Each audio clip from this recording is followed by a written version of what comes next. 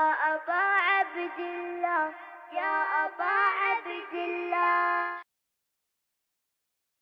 أعوذ بالله من الشيطان اللعين الرجيم. بسم الله الرحمن الرحيم. والحمد لله رب العالمين. الصلاة والسلام على أشرف الأنبياء والمرسلين سيدنا أبي القاسم محمد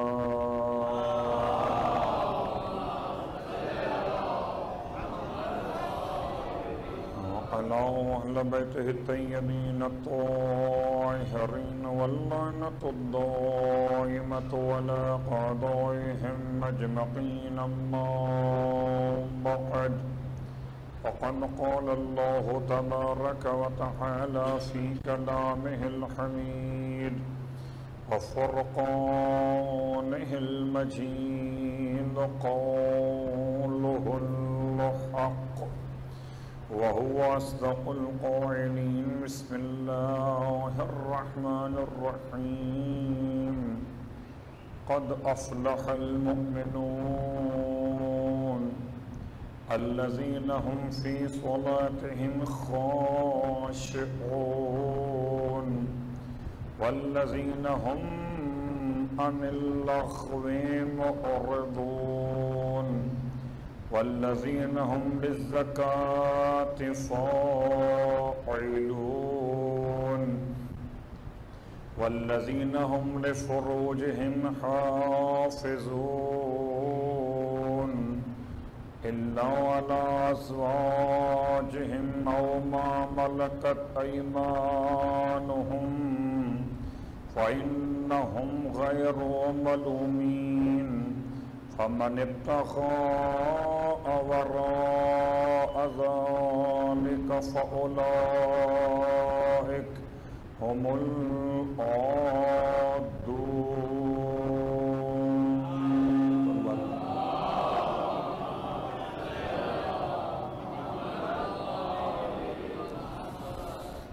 تمام تعریفیں اس عظیم خدا کے لیے اس کی توحید کا اعلان 13 برس کے قاسم نے کیا، اور تمام ہدیہ درود و سلام اس سجدہ گزار کے لیے، اس عابد شب زندہ دار کے لیے جس نے 13 سال کے سن میں موت کا ذائقہ انسانیت کو بتا دیا. الحمدللہ الذی جعلنا من المتمسکین بالقرآن العظیم وجعلنا من المتمسکین بولایت علی بن ابی طالب علیہ السلام. اللہم صل علی عظم اللہ اجورنا و اجورکم بمصابنا بالحسین علیہ السلام وجعلنا وإياكم إن شاء الله من الطالبين بصأره مع وليه الإمام المهدي من آل محمد عليه السلام.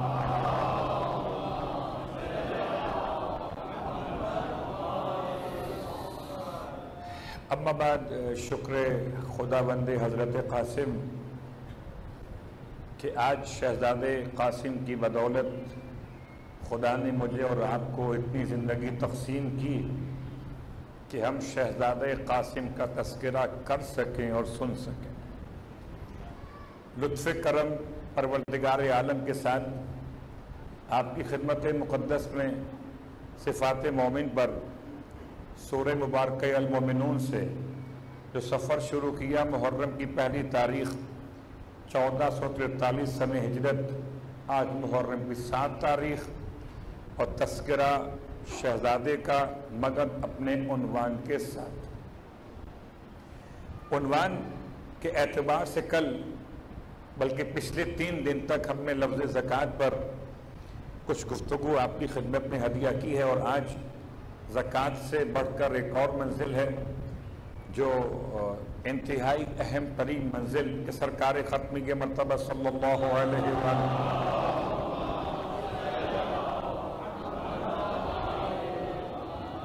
فرماتے ما تلج اکثر امتی النار الا جوفان البطن والفرج۔ ارشاد فرماتے ہیں کہ میری امت کی اکثریت، اللہ کے حبیب فرماتے ہیں میری امت کی اکثریت جہنم میں صرف دو بنیاد پر جائے گی۔ ویسے تو بہت سارے عوامل ہیں انسان کے گناہوں کے اعتبار سے، لیکن اگر اللہ کے حبیب کا یہ جملہ ہو تو پھر اس کی اہمیت بڑھ جاتی ہے کہ ہم سب کو چاہیے کہ ہم خود بھی اپنے آپ کو محفوظ رکھیں دو گناہوں سے، اور جہاں تک پیغام آگے پہنچائیں یہ سنت رسول کا بیان ہوگا۔ دو گناہ، کون سے گناہ؟ الا جوفان، یہ دو جوف کیا ہیں؟ فرمایا البطن والفرج۔ انسان جہنم میں اکثر جائے گا دو بنیاد پر، ایک اپنے پیٹ کے حوالے سے، ایک اپنی عفت کو برباد کرنے کے حوالے سے۔ یعنی عام طور پر مسئلہ پیٹ کا رہا تو آپ کے علم میں ہے کہ اگر ایک لقمہ بھی انسان حرام کا کھا لیتا تو 40 دن تک اس کی دعا قبول نہیں ہوتی۔ ایک لقمہ بھی انسان اگر غیر جائز استعمال کر تو اس کے لیے 40 دن تک نماز کے قبول نہ ہونے کا عنوان بھی بیان کیا گیا۔ البتہ کسی لقمے پہ لکھا نہیں ہوتا کہ یہ حرام کا ہے یا حلال کا ہے، یہ انسان کی اپنی ذمہ داری ہے۔ مثل حیوان نہ رہے کہ جو ملے سب کھا لے، بلکہ کھانے کے طریقے بیان کیے گئے۔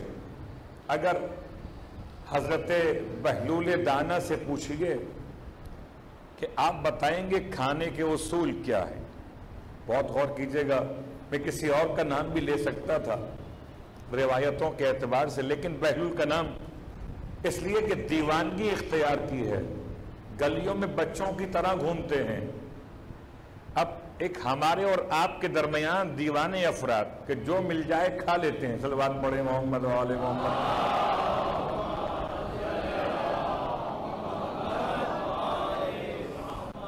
اور عجیب ہے کہ ہم ان دیوانوں کو اللہ والا کہتے ہیں، وہ الگ موضوع ہے۔ جس کے پاس طہارت نام کو نہیں ہے، اس کے پاس عدالت فقاہت نام کو نہیں ہے، اسے ہم کہتے ہیں اللہ والا، یہ الگ بات ہے۔ لیکن بہلول طہارت میں، فقاہت میں، عدالت میں، ولایت کی محبت میں کامل ترین شخصیات میں شامل ہے۔ البتہ دیوانگی کا انداز کیا ہے کہ تاکہ دنیائے ظلم و جور کے منصب قضاوت پر حضرت بہلول کو نہ بٹھایا جائے، چیف جسٹس کی کرسی سے بھاگنے کے لیے امام موسی کاظم علیہ السلام کو فرمان میں عمل کیا۔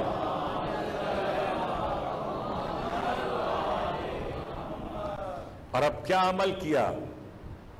اب امامہ نہیں پہن رہے، اب ابا نہیں پہن رہے، اب بچوں کی طرح گلیوں میں جاتے ہیں، لکڑی گھوڑا بنا کر ایک لکڑی کے ٹکڑے کو ایسے دوڑاتے ہیں کہ لوگ ہنستے ہیں، اور کبھی اس انداز سے کہ آتے ہیں میدان کے اندر اور لکڑی کو اٹھاتے ہیں، کبھی رائٹ سائڈ سے بڑا درخت کا تنا پڑا ہوا ہے، تھوڑا اٹھاتے ہیں چھوڑ دیتے ہیں، لوگ ہنستے ہیں، پھر آتے ہیں اس کے لیفٹ سائڈ پر، تھوڑا اٹھاتے ہیں پھر چھوڑ دیتے ہیں، پھر آتے ہیں سینٹر میں، کچھ اٹھا کے پھر چھوڑ دیتے ہیں، لوگ تالیاں بجاتے ہیں۔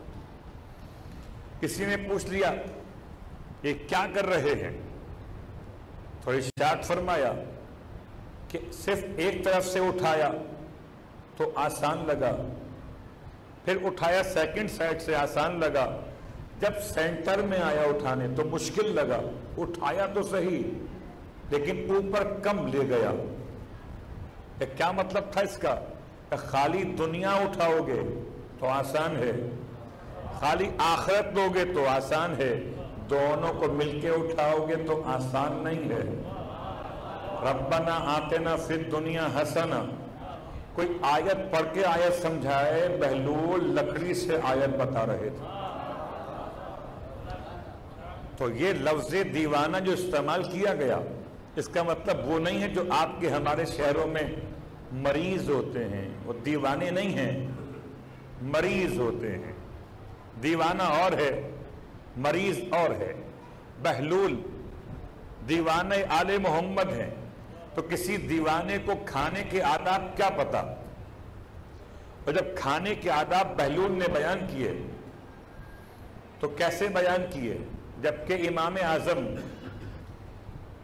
کہ جنہیں امت مسلمہ احترام سے یاد کرتی ہے، انہوں نے بہلول سے کہہ دیا کہ ہم چاہتے ہیں کہ آپ ہمیں کچھ معرفت کی باتیں بتا دیں۔ وہ بہلول حالت دیوانگی میں بھی ایسے تھے کہ زمانے کا امام انہیں اپنا استاد ماننے کو تیار تھا۔ اگر آل محمد کا ایک دیوانہ دنیا کے امام کا استاد بن جائے تو پھر کیا امام کی بات کی جائے؟ ورنہ کیا ضرورت تھی؟ ان کے پاس حلقہ احباب ہے، حلقہ درس ہے، حلقہ تلامذہ ہے، شاگرد بھرے ہوئے ہیں، مگر امام اعظم حضرت ابو حنیفہ جناب بہلول سے کہتے ہیں کہ آپ کچھ ہمیں معرفت کی باتیں بیان کریں۔ تو کہنے لگے مسکراتے ہوئے کہ پہلے میں آپ کا امتحان لینا چاہتا ہوں، اگر آپ میرے امتحان میں کامیاب ہو گئے تو میں آپ کو معرفت کی باتیں بتا دوں گا، اور امتحان میں کامیاب نہ ہوئے تو معرفت کی باتیں نہیں بتاؤں گا، تو کوئی حرج نہیں۔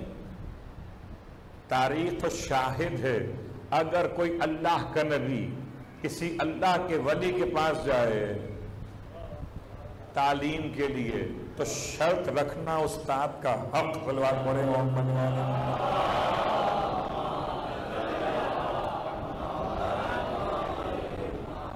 یہ زیادتی نہیں ہے، یہ استاد کا حق ہے، ورنہ حضرت خضر علیہ السلام کا نام لیا جاتا جناب موسیٰ علیہ السلام کے واقعات میں۔ آپ نے شرط رکھی تھی تو پڑھایا تھا۔ کیا سوال کرنا چاہتے؟ تو کہنے لگے سوال یہ ہے کہ یہ بتائیے انسان کو کتنا کھانا چاہیے؟ باقی دو سوال چھوڑتا ہوں، میرا موضوع وہ نہیں ہے۔ انسان کو کتنا کھانا چاہیے؟ بات چلی کہاں سے؟ الا جوفان، میری امت کی اکثریت جہنم میں جائے گی دو وجوہات سے۔ ان میں پہلی وجہ، اس کے بعد دوسری وجہ، اس کی بات ہم کر رہے تھے، بات یہاں تک پہنچی تھی۔ ارشاد فرمایا جب بہلول دانہ نے سوالیہ انداز بتائیے کہ انسان کو کتنا کھانا چاہیے، اور جواب میں کہنے لگے کہ انسان کو کم کھانا چاہیے۔ اور شاید یہ جملہ ہم بھی سمجھتے ہیں، اور یہ تقویٰ اسی بات کا نام ہے کہ انسان کم کھائے۔ کم کھائے گا تو متقی ہو جائے گا۔ اگر تقویٰ بھوک ہڑتال سے ملتا تو سارے فقیر جو بھوک سے مرے سب متقی ہوتے۔ اگر تقویٰ بھوک سے ملتا تو پھر کھانا کھانا تو حرام۔ صلوات پڑھے محمد والے محمد۔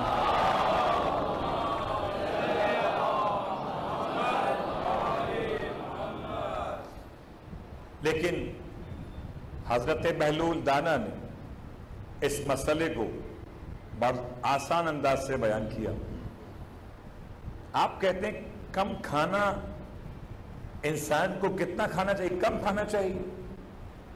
تو آپ کو تو یہ اندازہ نہیں ہے کہ کھانے کا طریقہ، کھانے کا معیار کیا ہے، تو آپ کو کیا پڑھایا جائے؟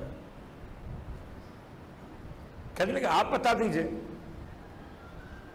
کہ انسان کو کتنا کھانا چاہیے۔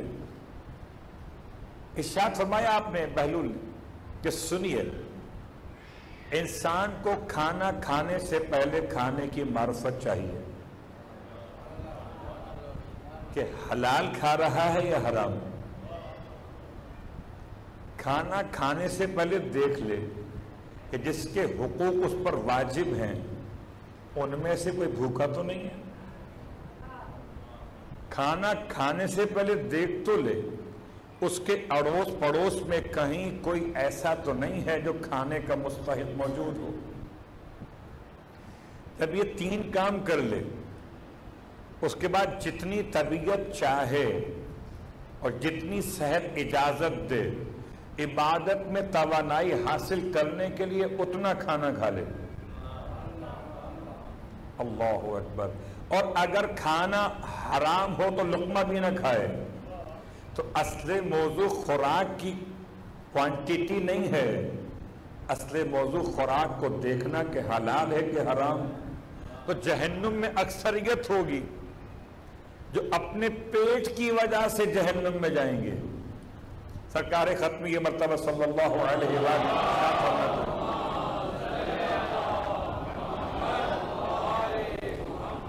سب سے برا برتن جس سے بھرا جاتا ہے. آپ ایک گلاس میں پانی بھرتے ہیں، ایک کپ میں چائے بھرتے ہیں، ایک پلیٹ میں آپ کھانا ڈالتے ہیں، ایک برتن جس سے آپ کہتے ہیں بڑا دیگ کے انداز میں، بھگونا کہہ لیں، پتیلا کہہ لیں، ظرف. سب سے برا ظرف جس سے بھرا جاتا ہے کیا ہو سکتا ہے؟ مٹی بھرے وہ بری ہوگی، ڈسٹ بن کچرے سے بھرا ہوا ہو اسمیل آ رہی وہ برا ہوگا، ٹوائلٹس کے مسائل میں وہ برائی ہے. اللہ کے حبیب فرماتے سب سے برا برتن جس سے بھرا جائے وہ صرف پیٹ ہے. اللہ اکبر. تو جب مسئلہ یہاں تک پہنچ گیا تو اگلا جملہ آئیے آیت پر پہلے اور بڑی مشکل گفتگو حضرت قاسم سے تبسل کر کے شروع کرنا چاہوں گا. صلوات پڑھیں محمد و آل محمد.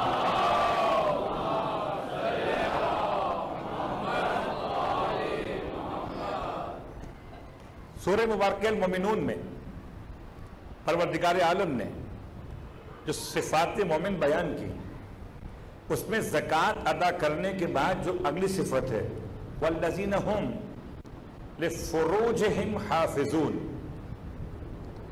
مومنین کی پہچان یہ کہ وہ اپنی شرمگاہوں کی حفاظت کرتے. میں نے ترجمہ اس لیے کھول کے بیان کیا کہ تاکہ کسی کے ذہن میں کوئی لفظ غیر واضح نہ رہے. یہ فرش اعضاء کا تقدس، یہ قرآن کی آیت کا ترجمہ. الا ما ملکت الا علی ازواجہم او ما ملکت ایمانہم فانہم غیر ملومین. ہاں پروردگار نے 2 راستے ان کو عطا کیے ان کی عفت کے لیے. پہلا راستہ ازدواج دائمی اور ایک راستہ ازدواج غیر دائمی. اور ایک زمانہ رہا جبکہ خداوند عالم نے نظام غلام و کنیز کے دور میں کنیزوں کی حلیت کو آقا کے لیے قرار دیا. الا علی ازواجہم او ما ملکت ایمانہم. اگر ان 2 تک رہے مسئلہ فإنہم غیر ملومین، تو بس پھر یہ تو قابل ملامت نہیں. فمن ابتغى وراء ذلك، اب جو اس سے آگے بڑھ جائے فإنہم هم العادون، وہی ہیں جو حد سے بڑھ جانے والے. 2 آیتیں، عجیب بات ہے، بلکہ 3 آیتیں. 10 آیتوں میں 3 آیتیں صرف ایک موضوع پر ہیں. سورہ مبارکہ المومنون کی آیت 10 آیتوں میں سے. آئیے اس میں پہلے ہم سوال کرتے کس موضوع پر معصومین نے کیا ارشاد فرمایا. امام سید سجاد علیہ السلام کی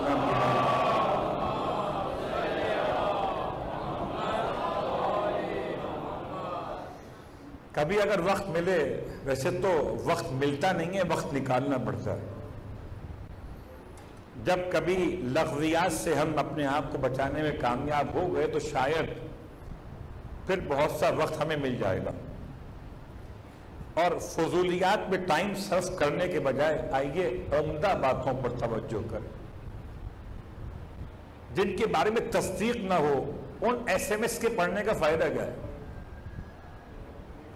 جن کی کوئی گارنٹی نہیں ہو؟ فیس بک کے ان تمام معاملات پر اپنا ٹائم ضائع کرنے کا فائدہ کیا ہے؟ آئیے وہ پڑھیے جو کوالٹی والا کلام ہو۔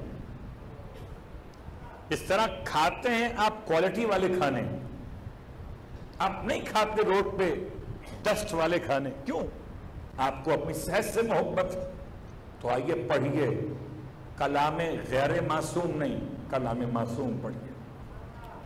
اور کلام معصوم اگر اتنا مختصر ہو کہ آپ کو نہ ملے تو معصوم سے شکوہ کیجئے، لیکن بھری ہوئی یہ کتابیں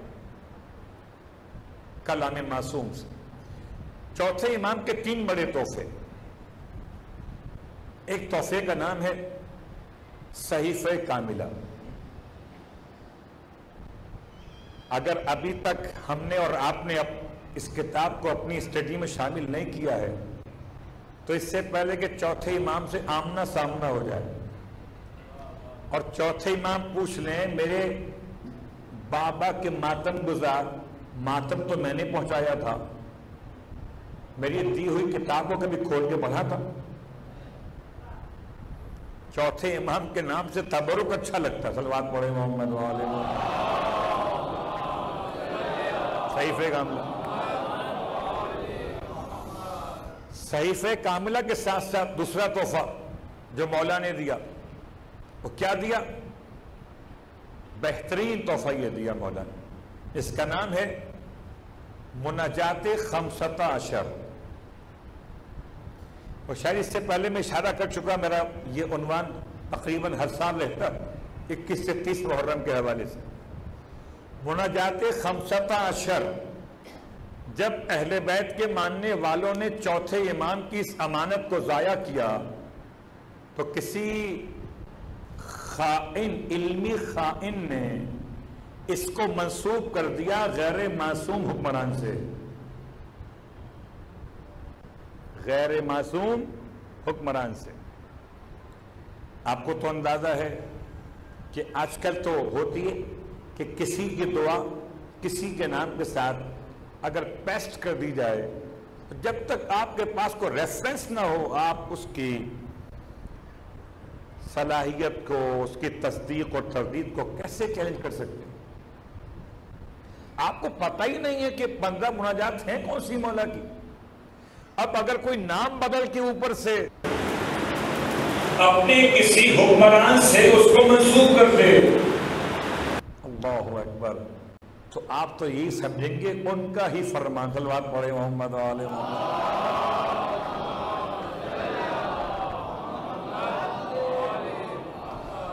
تو یہ بات چل کیوں رہی ہے؟ مجھے وہاں تک جانا ہے جہاں امام کا تیسرا تحفہ ہے، اس کا نام ہے رسالۃ الحقوق۔ تمام تر حقوق اور رائٹس امام نے بیان کر دیے ایک کتاب کے اندر۔ اس کتاب میں حد تو یہ ہے، آنکھوں کا حق بھی بیان ہوا، کانوں کا حق بھی بیان ہوا، ناک کا حق بھی بیان ہوا، زبان کا حق بھی بیان ہوا، ہاتھوں کا حق بھی بیان ہوا، قدموں کا حق بھی بیان ہوا، اور حد تو یہ کہ عفت کے مقامات کا حق بھی بیان ہوا۔ اب اگر کوئی سمجھنا چاہتا ہے تو اس مقام کے وضاحت کے لیے ارشاد فرماتے ہیں اما حق فرج کا، جہاں تک تمہارے عفت کے مقامات کا حق ہے تو یہ بات جان لو کہ تمہاری ذمہ داری ہے کہ تم اس کو گناہوں سے اور خدا نے جو حلال نہیں کیا تمہارے لیے اس سے محفوظ رکھو گے، یہ تمہاری ذمہ داری ہے۔ مولا کے فرمان میں سلام بھیجیے کہ واقعاً مولا نے محفوظ کرنے کے طریقے بھی بتائے. صلوات پڑھے محمد وآل محمد. ہم لوگ تو تھوڑا بہانے کرتے ہیں نا، کیسے ہو سکتا ہے، نہیں ہو سکتا، اور ہم کیسے کر سکتے ہیں، پاسبل نہیں ہے.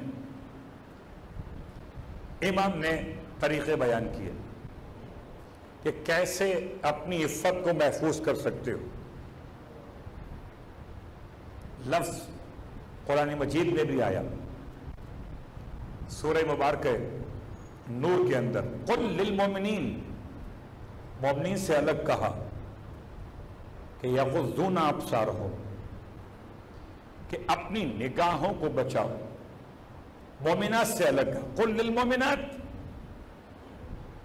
کہہ دے حبیب مومنات سے کہ اپنی آنکھوں کو محفوظ رکھیں. یہ دونوں الگ موضوع عفت کے ساتھ ملاتے ہوئے سورہ نور کے اندر.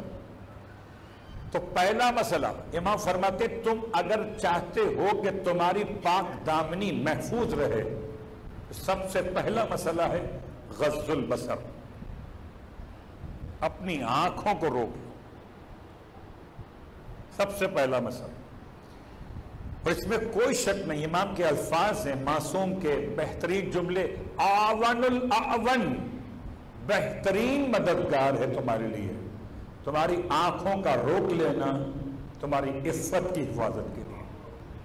اس کی آنکھیں آزاد ہیں، اس کی عفت کیسے محفوظ رہ سکتی ہے؟ آج نہیں تو کل، یہاں نہیں تو وہاں، کہیں تو خطا کا امکان رہے گا. اور معصوم چاہتے ہیں کہ ان کے ماننے والے بھی معصوم ہو جائیں. صلوات پڑھے محمد وآل محمد.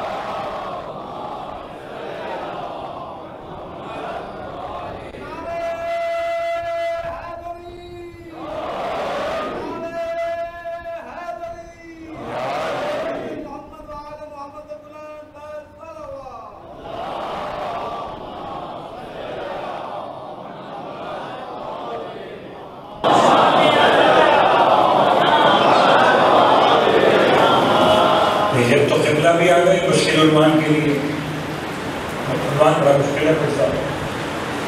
عام طور سے لوگ پڑھتے ہوئے ڈرتے ہیں کہ مجھے تو پڑھنے کے لیے کہا گیا. اس صفت مومن ہے قرآن کہتا، امیر المومنین کہتے، تو میں بات پڑھنے میں کیوں گھبراؤں؟ اسے معصوم فرماتے اگر میں اپنے پاس سے کہوں تو آپ روک سکتے ہیں مجھے. میں تو کوئی جملہ اس پورے عنوان پر اپنے پاس نہیں پڑھا. چوتھے امام کے الفاظ کتاب کا حوالہ میں نہ کروں. فرماتے سب سے بہترین مددگار تمہارے لیے تمہاری آنکھوں کا کنٹرول ہے. اگر آنکھیں کنٹرول میں آ جائیں تو ذہن میں، دل و دماغ میں اٹھنے والی برائیاں کم سے کم ہو جاتی ہیں.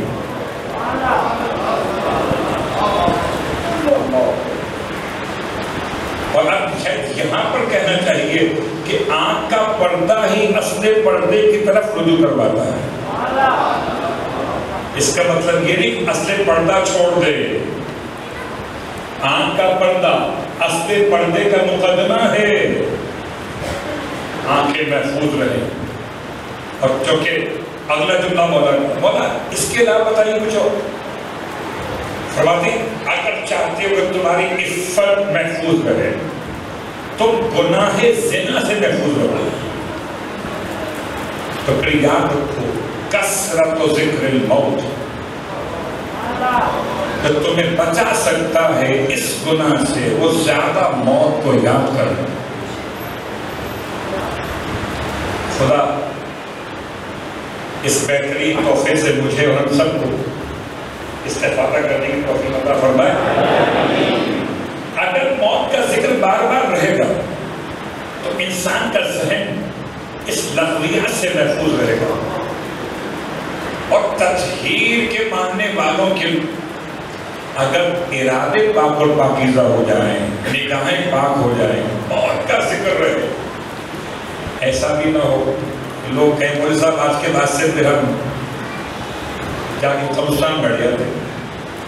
قبرستان بیٹھنا علاج نہیں ہے. بہت سے کفن چور بھی قبرستان نہیں ہوتے ہیں.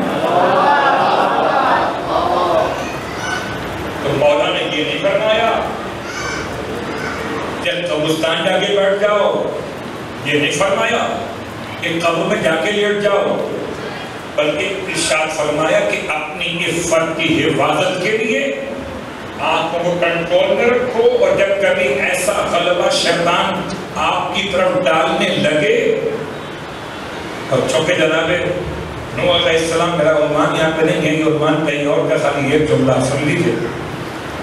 اچھا یہ بات یہ کہ اگر شیطان خود کہے تو، اور شیطان نے خود کہا، نبی کے سامنے کہا، کب کہا؟ جب نوح علیہ السلام کی بد دعا نے شیطان کا کام بھی آسان کر دیا۔ یہ میں نہیں کہہ رہا، اس شیطان کے اپنے جملے، یہ تاریخ پڑھ رہا ہوں، روایت میں۔ شیطان اللہ کے نبی کے پاس آیا طوفان کے ختم ہونے کے بعد، آ کے ملاقات کے لیے بیٹھ گیا، کہتا ہے اللہ کے نبی آپ نے مجھ پر احسان کیا۔ آپ فرماتے ہیں کیا احسان کیا؟ آپ نے میرا کام آسان کر دیا۔ صلوات پڑھے محمد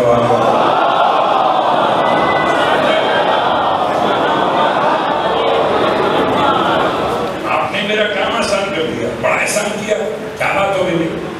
تیرا مجھ سے کیا تعلق؟ کہنے لگا میں ساری قوم کو بہکاتا تھا،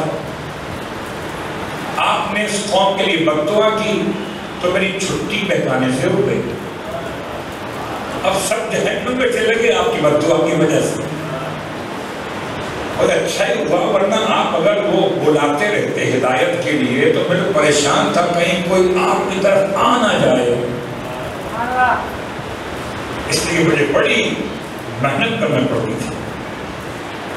اچھا یہ احسان ہے، عجیب شیطان ہے بدبخت، چونکہ آپ نے مجھ پر احسان کیا ہے کہ میرا کام آسان ہو گیا، اب میں چاہتا ہوں کہ آپ کو کچھ باتیں بیان کریں۔ وہ ساری باتیں یہاں موضوع نہیں، میرا سب ایک جملہ کروں۔ کہتا ہے کہ 3 مقامات یاد رکھے اولاد آدم کہ جہاں میں مداخلت ضرور کرتا ہوں، جہاں میں ضرور مداخلت کرتا ہوں۔ بہت غور کیجیے گا، چلیے چونکہ بات اتنی حساس ہو گئی تو 3 مقامات پڑھ دیتا ہوں۔ پہلا مقام، جب ابن آدم غصے کی حالت میں ہو، غصے کی حالت میں شیطان کا نبی کے سامنے اقرار ہے کہ میں آدم کی اولاد کو چھوڑتا نہیں ہوں۔ غصے کی حالت میں یا تو ہاتھ اٹھ جاتا ہے یا پاؤں اٹھ جاتا ہے یا زبان۔ کہتے غصے کی حالت میں انسان کے بہت قریب ہوتا ہوں، اس لیے ہم سب کی شرعی ذمہ داری ہے کہ کسی اور وقت شیطان سے پناہ مانگے نہ مانگے، اللہ کی پناہ مانگے شیطان مردود سے غصے کے وقت۔ اسی لیے شریعت مقدسہ میں غصے میں دی گئی طلاق ایکسپٹ نہیں کی، بات پڑے ہوں۔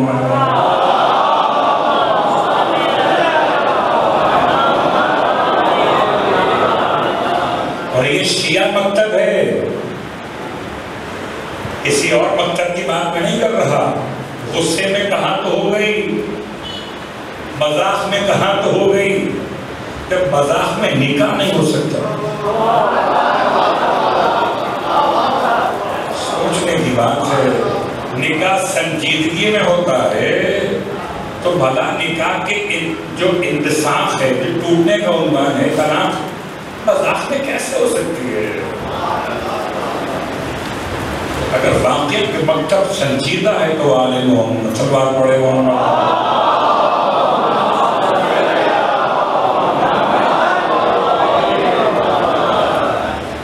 سے باہر کی کلانی کیا کرو، شیطان کی بات پڑھنے پڑ رہی ہے مجھے آج۔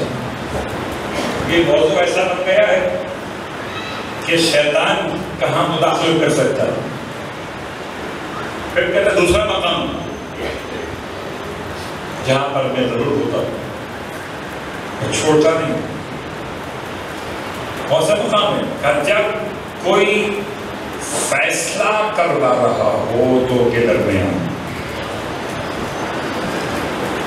جب کوئی دو کے درمیان فیصلہ کروا رہا ہو، اس وقت میں فیصلہ کرنے والے کے بہت قریب ہوتا ہے. اور آپ کو تو اندازہ ہے کہ ذرا سی بھول چوک میں کسی کے ساتھ ظلم ہو جاتا ہے، کسی کے حق میں زیادتی ہو جاتی ہے.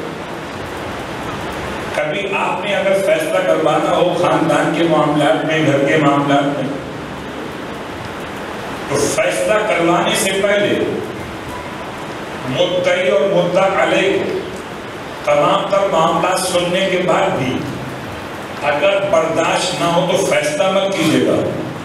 اور اگر فیصلہ کرنا چاہیں علم کے ساتھ تو پہلے خدا کی پناہ طلب کیجیے شیطان مردود سے، ورنہ امام جعفر صادق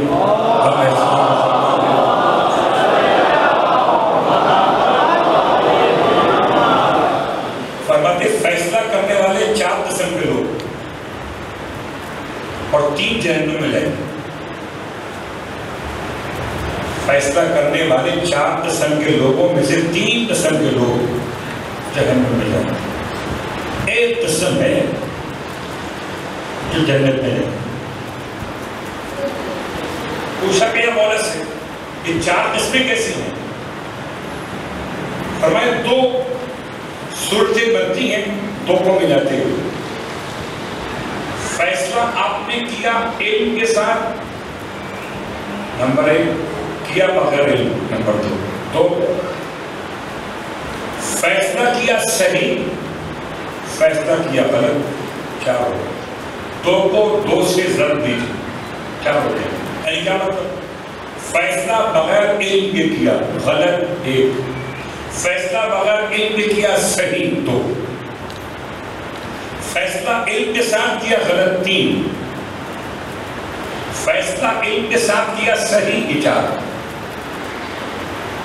اور میں 3 قسم کے فیصلہ کرنے والے جہنم میں جائیں گے. وہ جس نے بغیر علم کے غلط فیصلہ کیا جہنم، وہ جس نے فیصلہ بغیر علم کے صحیح کیا جہنم. تیسرا وہ جس نے علم کے ساتھ غلط فیصلہ کیا جہنم.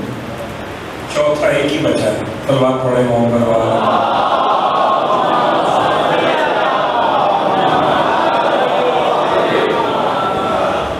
بات سے بات وہاں تک چلے گی، واپس آ جائے گی. تیسرا مقام سن لیجیے اور پھر آتے ہیں مولا کے فرمان پر.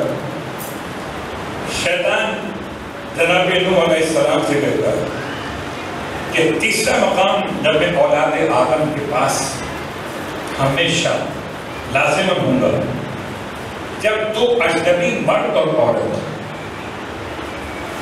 کسی تنہائی کے مقام میں ملاقات ہو. اللہ، تو شیطان کہتا ہے میں وہاں ضرور ہوتا ہوں. تو شیطان سے بچنے کے لیے ہماری اور آپ کی ذمہ داری ہے کہ ہم چوتھے امام کے بتائے گئے اصولوں میں عمل کریں. پہلا اصول، راستہ بند کریں. راستہ بند کریں. جب تک نگاہوں پہ کنٹرول نہیں ہوگا تب تک راستہ بند نہیں ہوگا. تو یہاں پہ کنٹرول کے علاوہ ایک کنٹرول یہاں پر بھی ہے. وہ کیا ہے؟ کہ وہ یاد موت. اور یاد موت کا مطلب قبرستان نہیں ہے، بلکہ یہ یاد کہ اگر اس عالم گناہ میں موت آ گئی، فرض کر لیتے، میں مثال دیتا ہوں، مجھے بطراب کا ایک نمازی ہمیشہ یاد رہتا ہے. جو بطراب کے پرانے ساتھی بیٹھے ہیں ان کو بھی یاد ہوگا. حاجی محمد علی مرحوم نام کی ایک خدمت گزار تھے بطراب کی. پوری جوانی سپنے زندگی سپنے بطراب میں ہی گزار. اور اس کی موت بھی 3 شعبان کو ہوئی. دن اچھا ملا اور دن کے ساتھ ساتھ مقام بھی اچھا ملا. مقام تھا مسجد کے اندر کا ہال اور اس کے ساتھ ساتھ حالت بھی اچھی ملی. وہ حالت تھی حالت نماز. تو موت تو کسی وقت بھی آ سکتی ہے. ہو سکتا ہے میں بے لباسی کے عالم میں ہوں موت آ جائے. کیا موت بتا کے آئے گی لباس پہن لو اس بات پڑے گا محمد اور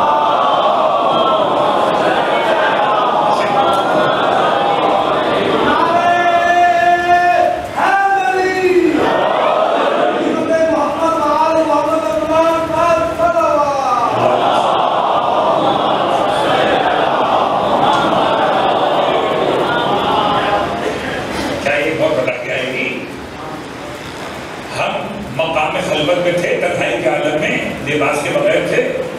ہوتا کہیں اب جو آئے گا اٹھانے پہلے کپڑا ڈالے ہمارے بدن میں اوپر موت تو آ گئی نا. اب اگر حالت گناہ میں موت آ جائے تو جو اٹھانے آئے گا چلیے آسان سی مثال. آج کل تو گناہ اتنے سستے ہو گئے کہ اب کہیں جانے کی ضرورت ہی نہیں. گناہ خود چل کے آتے اور ایسے چل کے آتے کہ آپ کو اگر اپنے اوپر کنٹرول نہ رہے تو پھر بچنا آسان نہیں ہوتا. موبائل ہاتھ میں اور خدا نہ خاص کا نگاہیں کسی غیر شرعی مقام غیر شرعی منظر پر ہے. موبائل کے اندر موت آ گئی. اب جو آگے اٹھائے گا میری میت کو اس کے ہاتھ موبائل تو آئے گا نا.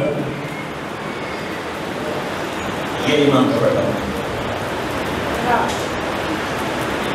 کہ ذکر موت اپنے آپ کو گناہوں سے روکنے کے خدا کرے مجلس کے عالم میں موت آئے, خدا کرے ماتم کے وقت میں موت آئے, خدا کرے نماز کی حالت میں موت آئے, خدا کرے کسی کار خیر میں موت آئے, خدا کرے کسی مباح کام میں موت آئے. روٹی کھا رہا تھا مر گیا کوئی بات نہیں مر سکتے, لیکن اگر گناہ کر رہا تھا مر گیا. امام کے الفاظ انسان کو متوجہ کرنے میں اور آج کی حد تک بات کو روکتا ہوں. باقی باتیں انشاءاللہ اس کے موضوع آگے بڑھائیں گے کہ مولا نے اور خاص طور سے مولا کائنات علی ابن ابی طالب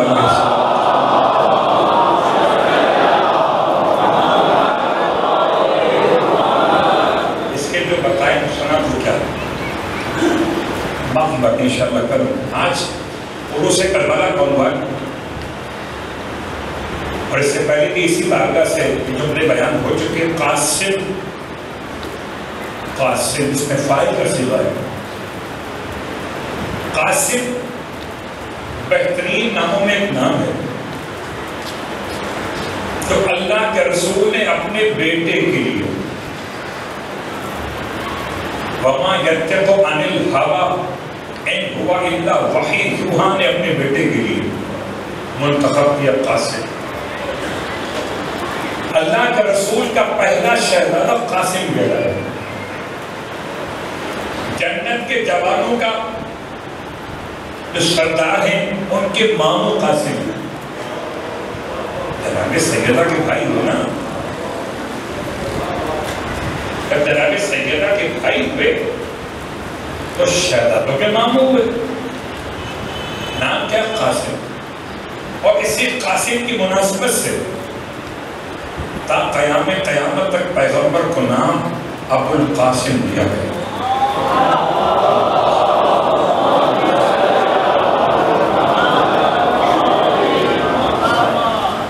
اور قاسم کا مطلب, قاسم کا ترجمہ قاسم نکلا ہے قسم یقسم تقسیم کرنے والا,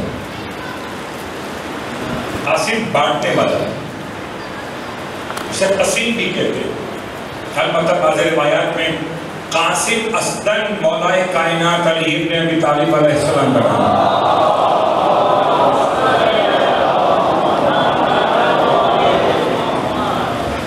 تو قاسم اگر مولا کائنات کا نام ہے تو مولا کائنات کے آقا اور مولا اللہ کے رسول ابو القاسم. یہ قاسم و ابو القاسم. اور جب یہ قاسم تو کیا مطلب کیا بانٹیں گے مولا؟ رزق بانٹیں تو دنیا کہلائے، جنت جہنم بانٹے تو آخرت کہلائے. وہ یہاں بھی قاسم اور وہاں بھی قاسم. اللہ بس لفظ قاسم سے ہم نے توسل کیا تھا تو بات یہاں تک پہنچی. تو شہزادے کے بھائیوں میں ایک اور قاسم بھی ہے. جو لوگ مسیب گئے ہیں، مسیب کے مزارات میں ایک مزار اور بھی ہے جب عام طور پر قافلے نہیں جاتے. اور عراق کی جو محلی زبان عربی ہے اس میں قاسم کو جاسم کہتے ہیں. کبھی اگر آپ کو سننے کو ملے جاسم، شاید کسی نوخان کا نام بھی ہو سکتا ہے، وہ باسم ہو جاسم ہو. جاسم ایک میز قاسم اور قاسم کو جاسم بھی بولتے ہیں. قاسم الاکبر، قاسم الاصغر، دو قاسم. البتہ الاکبر کی بات چھوڑتے ہیں، الگ تاریخ ہے. ہماری گفتگو کہیں ایسا نہ ہو کلیئر ہو. قاسم الاصغر مشہور روایات کے بنیاد پر ایک ہی قاسم، نہ اکبر نہ اصغر. اور یہ ہیں حسن مصنع کے چھوٹے بھائی اور جناب عبداللہ کے بڑے بھائی. چھوٹے کا نام عبداللہ ہے، بڑے کا نام حسن مصنع ہے اور آپ کا نام قاسم.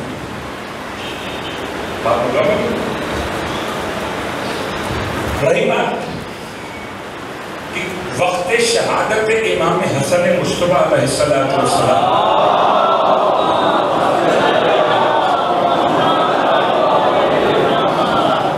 شہزادہ کتنے سال کا ہو؟ کہتے 3 برس کے تھے. 50 سن ہجرت میں امام کی شہادت. 47 برس کے سن میں مولا حسن شہید کر دیے گئے. 50 سن ہجرت سے کربلا ہوئی 61 کے اندر، 60 مکمل کے بعد اگلا مہینہ 10 سال تو یہ ہو گئے. اور 3 سال کہ 13 سال کا سن تھا کربلا کے میدان میں قاسم. تو 13 سال کا مطلب اور 10 سال مائنس کیجیے تو 3 سال تقریباً شہزادے کی عمر ہے اپنے بابا کی شہادت کے وقت. اور واقعی بڑا مشکل وقت تھا. گھر میں کوئی سانحہ ہو جائے بچے سہم جاتے ہیں، اور ایسا سانحہ کہ میرے مولا کے خون میں جگر کے ٹکڑے نکل رہے تھے. باپ سے محبت کرنے والے بچے کیسے ہو سکتا تھا اس صدمے کو برداشت کرے؟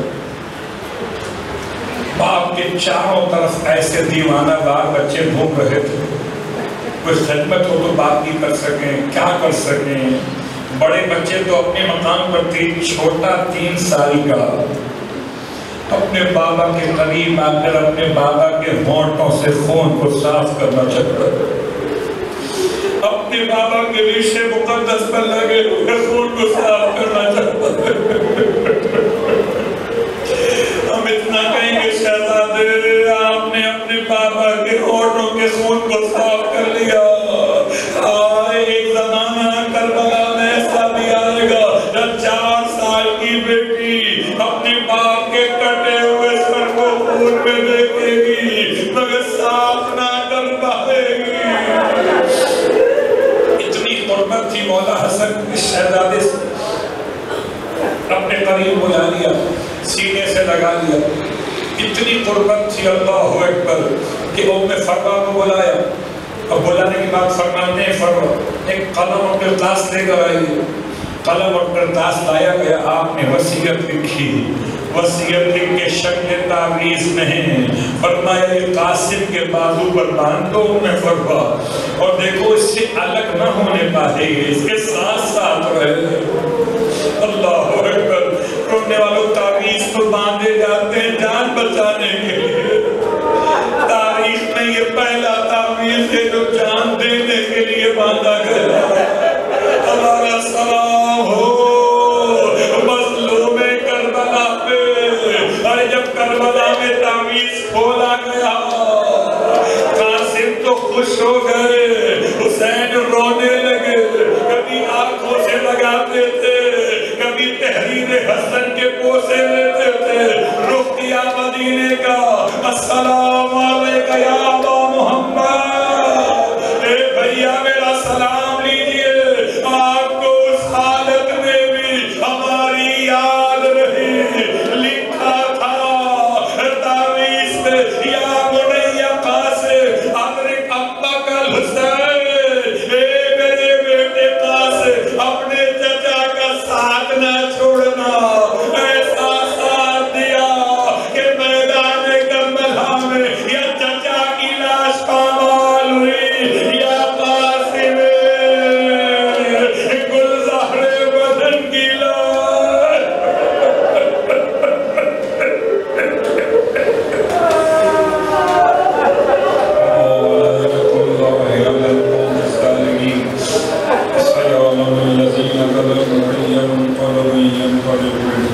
اللہ واسطہ محمد و آل محمد کے ہماری اس عبادت کو اپنی بارگاہ میں قبول و مقبول فرما۔ اللہ واسطہ محمد و آل محمد کا تمام حاضرین مجلس کی حوائج شرعیہ کو پورا فرما، اور اسے کربلا کا واسطہ پروردگار شہزادہ گل بدن شہزادہ قاسم ابن الحسن کا واسطہ پروردگار، جتنے بھی بیٹھے والدین اور بچے اپنے اپنے حق میں دعا مانگ رہے ہیں، ان تمام کی دعائیں قبول و مقبول فرما۔